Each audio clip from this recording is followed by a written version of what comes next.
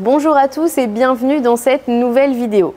Alors aujourd'hui, on va tout vous expliquer sur comment sortir votre véhicule de l'hivernage.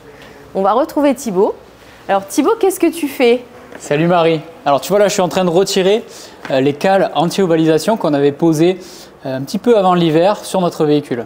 Ok, donc pour ceux qui n'ont pas suivi la vidéo sur l'hivernage, est-ce que tu peux nous rappeler ce que sont ces cales exactement? Bien sûr, donc comme son nom l'indique, même la forme, donc anti-ovalisation, ça permet tout simplement d'éviter d'avoir un pneu qui prend une mauvaise forme. Donc il vient suite au poids qu'exerce le véhicule dessus, qui vient un petit peu s'affaisser et des fois on risque d'avoir un pneu un peu carré quand on reprend la route. D'accord. Et donc comme on est là sur l'extérieur du véhicule, qu'est-ce que tu as à nous dire d'autre justement sur cette partie-là? Alors, ce qui est important quand on va sortir le véhicule de l'hivernage, c'est de fonctionner, de faire du point par point. Donc comme tu dis, on va commencer dans un premier temps par l'extérieur du véhicule.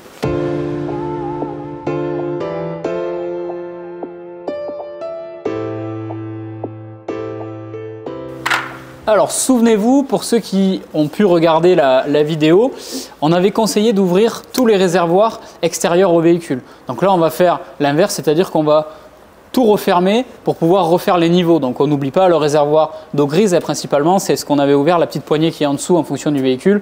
On pense à refermer tout ça et on refait le plein, donc on refait le plein d'eau du réservoir. Tant qu'on est à l'extérieur, on va pouvoir également aller contrôler le gaz. Donc sur le gaz, c'est pareil, on vérifie que la bouteille n'ait pas subi de dommages pendant la période d'hiver et on va contrôler les lyres, qu'elles ne soient pas périmées.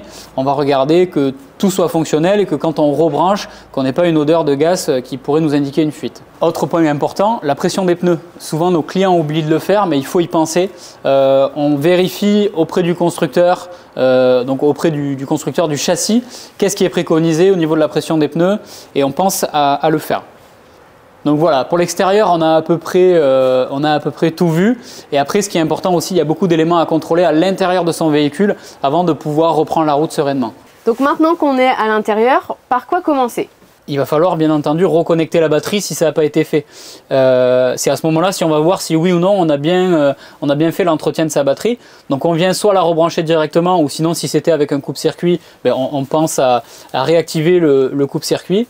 Une fois qu'on a fait ça, on va vérifier tout simplement à l'intérieur du véhicule les luminaires dans un premier temps et tous les auxiliaires. Donc ça peut être un lit de pavillon, ça peut être son antenne, sa télévision, son panneau de commande qui est ici. C'est important d'aller mesurer aussi la tension de sa batterie. Donc pour mesurer la tension de la batterie, soit on va passer par le panneau de commande si on est sur un véhicule assez récent qui nous indique le niveau de tension de la batterie.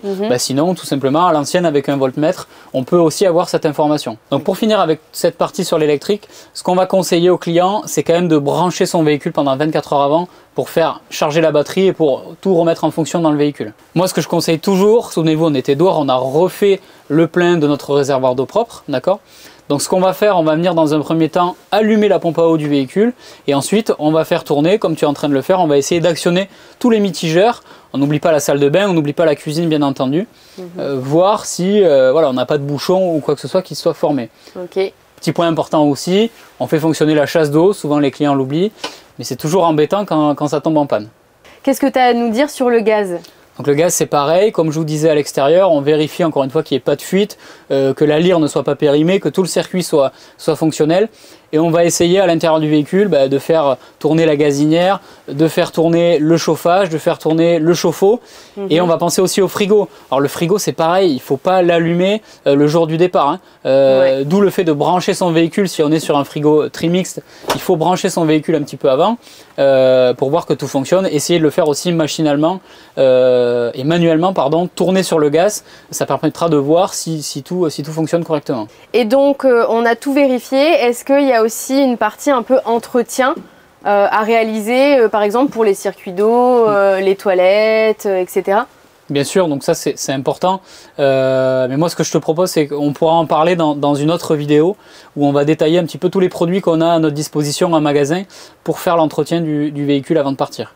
Ce qu'on va vous conseiller aussi pour finir, pour repartir tranquillement avec votre véhicule à la sortie de l'hivernage, c'est peut-être de partir un jour ou deux maxi, vraiment à 150-200 km de chez vous grand maximum, pour tout essayer, pour vérifier que vous êtes prêt pour la saison et après partir où vous le souhaitez.